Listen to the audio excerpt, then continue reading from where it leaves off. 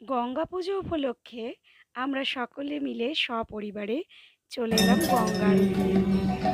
গেছিলাম, সবাই মিলে ভগবানকে প্রণামও করলাম এবং খুব আনন্দ করে গঙ্গা আরতি দেখলাম।